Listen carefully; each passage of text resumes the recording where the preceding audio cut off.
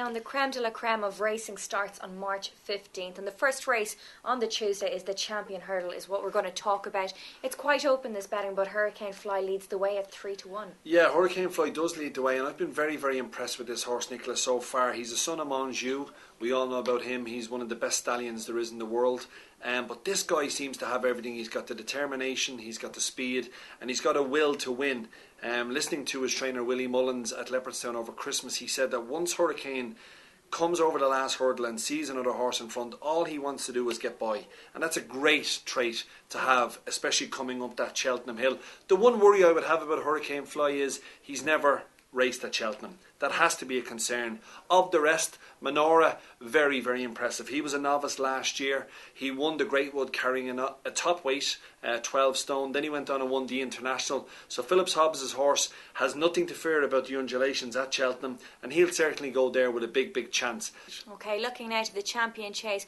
Well, we've seen Masterminded win really well at Cheltenham, but it has some critics. Who do you think is going to win this race? Yeah, he does have plenty of critics, Nicola, you're right, because about 2 years ago, Masterminded was the best 2 mile chaser people were saying that they've ever saw. He came back last year. There were a few mitigating problems that you have to forgive him for. He was mightily impressive at Cheltenham in December. But the reigning champion, Big Zeb, from Ireland, trained by Colin Murphy, will be ridden by Barry Geraghty. He was so impressive at Leopardstown over Christmas when beating Gold and Silver that I just think it's going to be between the two of them. 7-4 favoured Masterminded, 7-2 Big Zeb.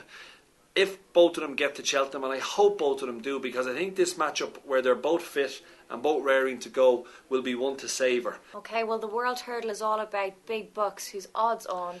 Who else can contend with this?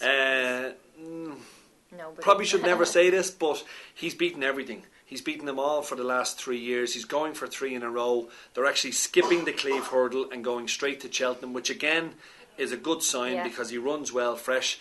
He's 4-7. Now, you know, that's not a bet that I would be liking to back, especially when there's almost 2.5 months to go until the festival.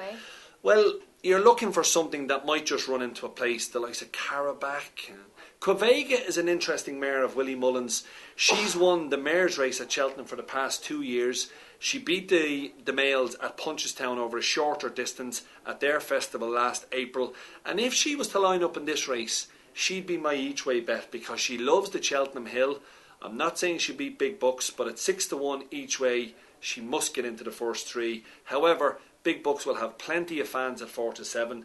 They'll think they're just buying money. But as we all know, at this Olympics of horse racing, which it is at Cheltenham, anything can happen.